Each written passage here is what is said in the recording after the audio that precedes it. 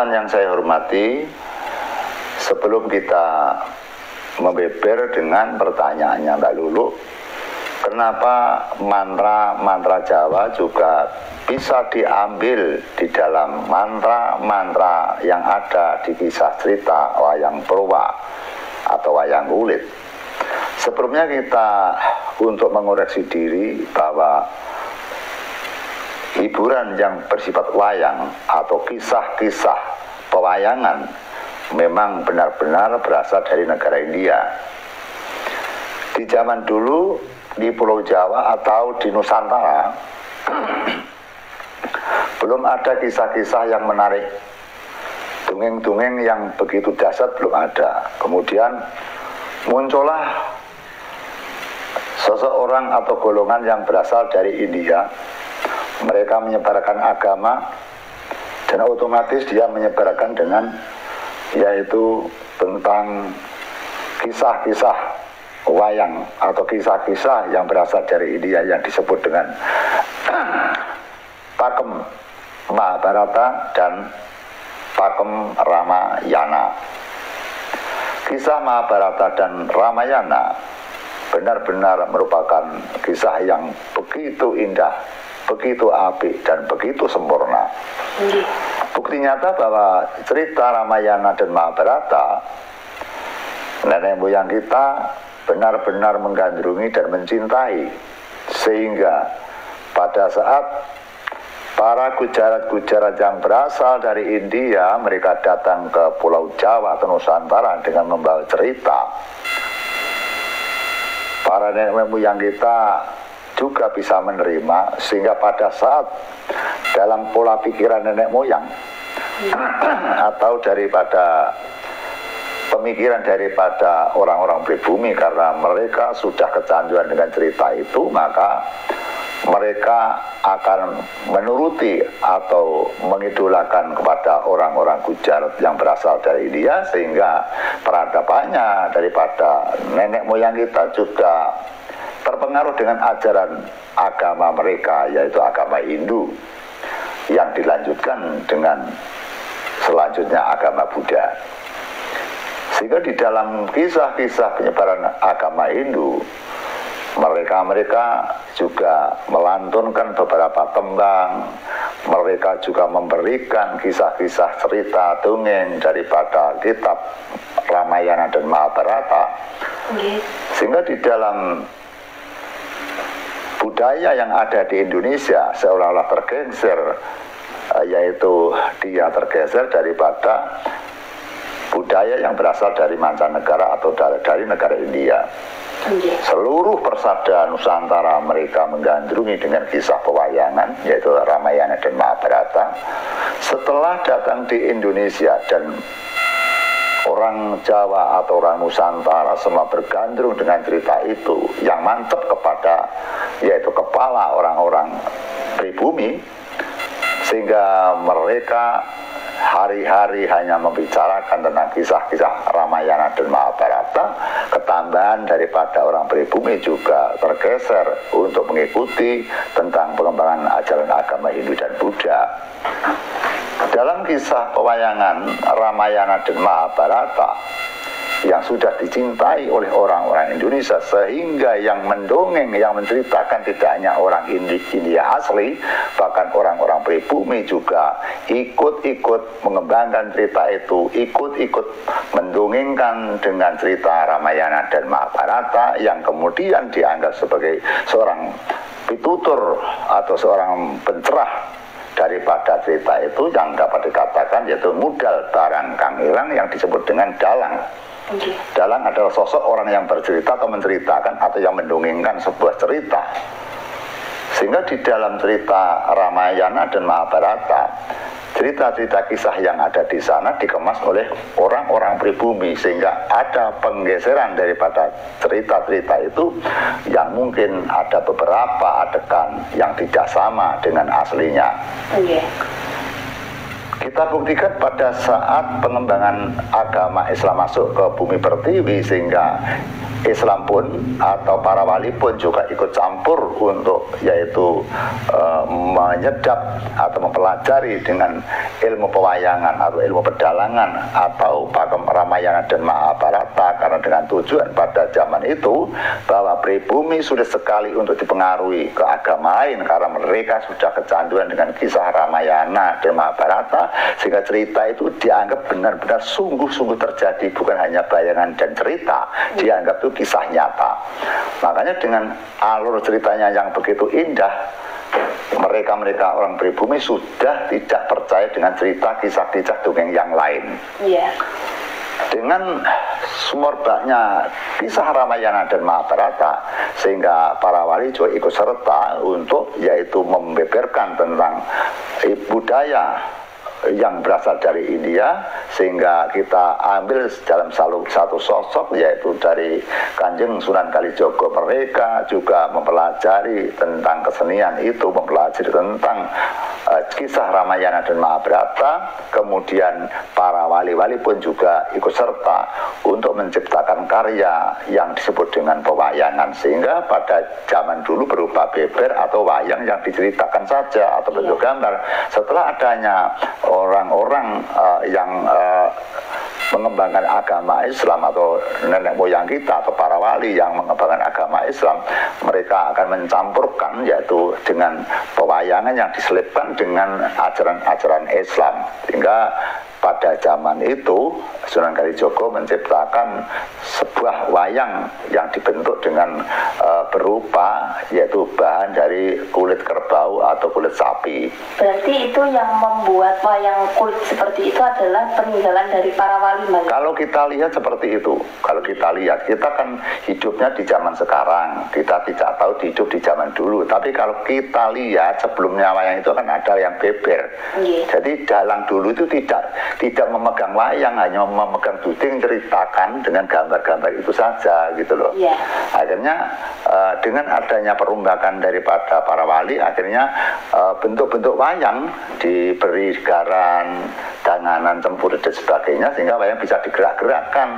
Akhirnya semua pada heran pada saat Sunan Kalijogo bisa ndalang dia memandangkan akan ada pagelaran wayang kulit yang berada di halaman Masjid Demak, dengan catatan barang siapa yang menonton itu mereka harus bisa mengucapkan yaitu lafaz atau mengucapkan bacaan syahadat asyhadu alla ilaha illallah wa asyhadu anna Muhammadur Rasulullah. Akhirnya orang yang menonton wayang sudah masuk ke agama Islam dengan sendirinya. Dengan adanya ornamen-ornamen gamelan yang diciptakan para wali, sehingga yang namanya hiburan kisah Ramayana dan Mahabharata semakin indah sekali dan semakin menarik sekali, yang melebihi daripada orang India yang mendongeng gitu Mbak. Akhirnya para wali-wali termasuk Sunan Kalijogo juga menciptakan tembang-tembang, menciptakan gending-gending, akhirnya semakin lama semakin membaik dengan kesenian yang dibentuk dengan pewayangan atau kesenian wayang kulit seperti itu.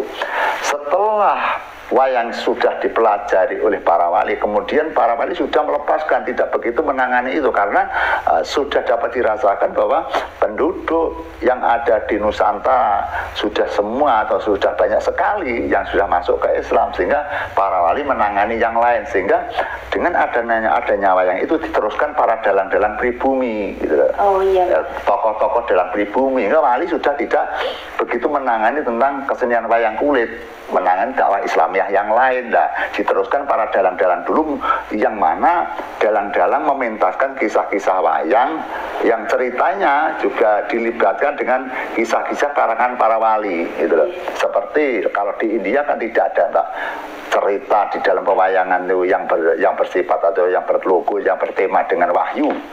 Akhirnya para wali dan pribumi termasuk nenek moyang kita juga merakit cerita yang tidak sama dengan India, seperti cerita yaitu Wahyu Purbo Sejati, Wahyu Makuro Romo, Wahyu Widayat, terus kemudian Wahyu Trimargojoyo dan sebagainya. Jadi banyak sekali wahyu-wahyu dikarang oleh para nenek moyang dulu, ketambahan yaitu itu ditambah dengan lahirnya Wisanggeni, Rabine Wisanggeni, Rabine Gatotkaca, Rabine Antasena. Tidak ada di India itu, tidak ada cerita Rabine Gatotkaca, Rabine Antasena itu tidak ada. Yang ada hanya karangan daripada nenek moyang kita atau dalang-dalang para empu-empu dulu gitu loh Mbak. Jadi kisah wayang di dalam India tidak ada. Di samping itu di dalam agenda para wali juga menciptakan sebagai pelawak, yaitu diciptakan aktor Punokawan yaitu Semar Garing Pituk Bagong, dan digambarkan di situ ada yang namanya perang kembang. Perang kembang itu artinya peperangan antara satria dan orang murka akan dimenangkan oleh orang-orang satria, karena satria apabila mencari ilmu maka mereka harus kena cobaan. Cobaannya digambarkan yaitu sosok raksasa yang bernama dengan Cakil. Nah, di dalam perang kembang Arjuna dan Cakil, Arjuna disertai dengan yaitu Punokawan Semar Garing Pituk Bagong, artinya bisa digambarkan ulama dan umaro, artinya pejabat dengan penasihatnya. Jadi itu wayang sebagai simbol-simbol dan gambaran Mbak. Nah, di dalam agenda pewayangan tersebut banyak tokoh dalang dulu yang sakti Mbak. Jadi dalang dulu itu banyak yang sakti Mbak.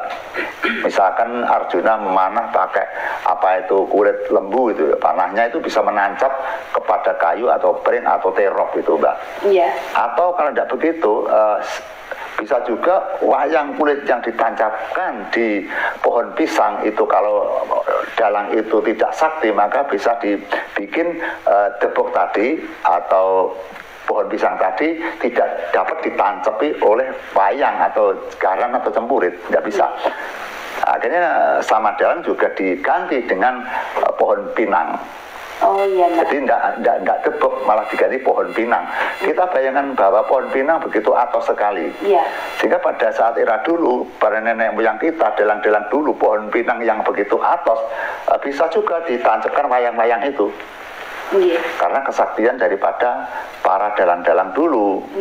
Tidak hanya itu saja, para dalang dulu juga menyelipkan berbagai mantra japa, berbagai amalan-amalan yang ada di dalam kisah wayang.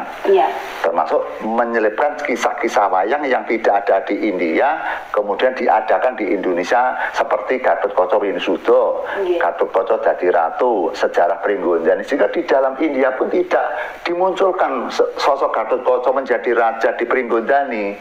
Sehingga dari Pringgondani, kemudian dari Tremboko, Kolobendono,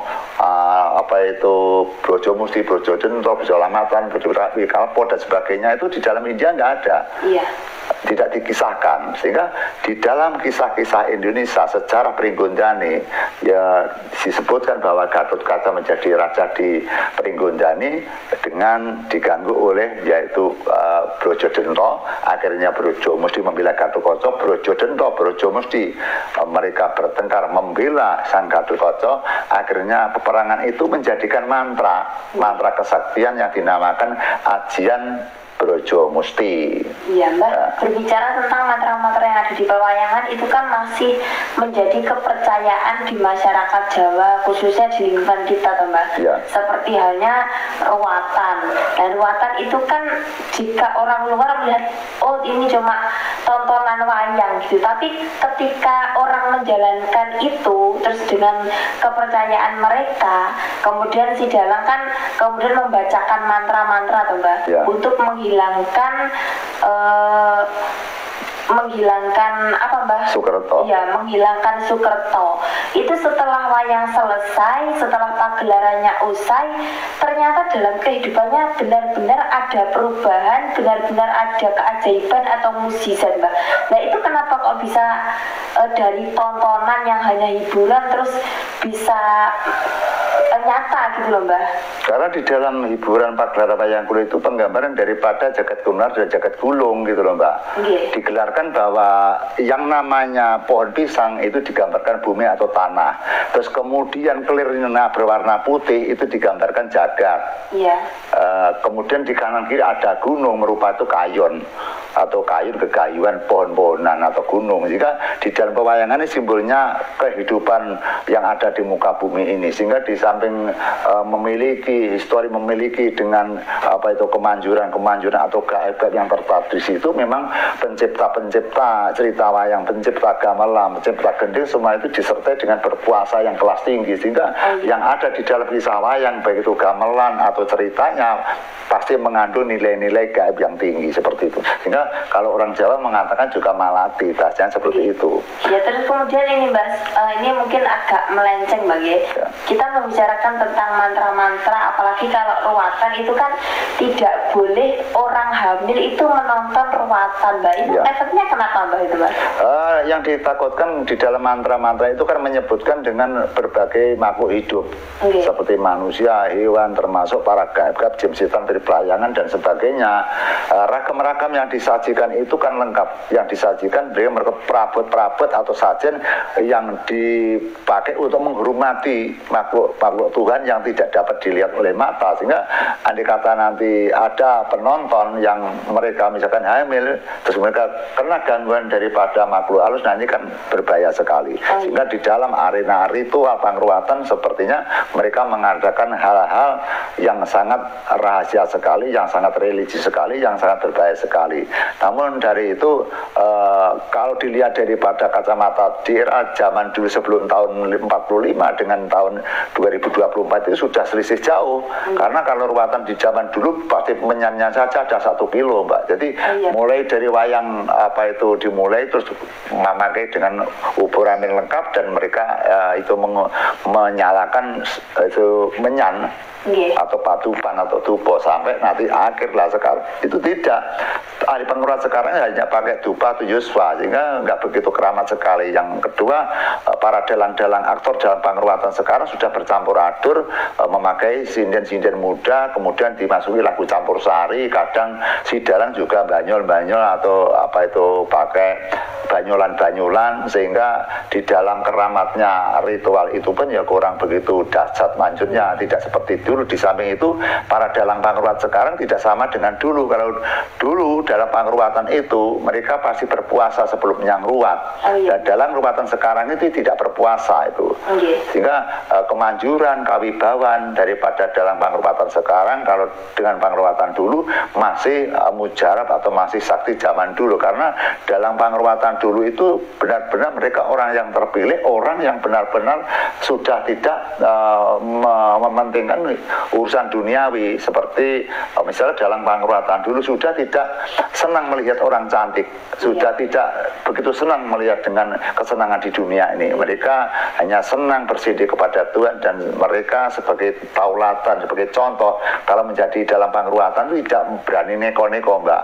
Hingga misalkan ingin bergurau sama sinden, ingin berpacaran dengan sinden atau selingkuh pada orang lain, mereka ketakutan dengan dirinya sendiri karena takut kualat, dibacanya seperti itu. Sehingga kesimpulannya bahwa dalang sekarang dengan dalang dulu jauh sekali. Kalau dalang dulu itu yang namanya dalang pangruatan itu tidak pernah henti, intinya mereka berpuasa dan tidak akan melek. Mereka sangat sakti sekali dalam pangruatan zaman dulu.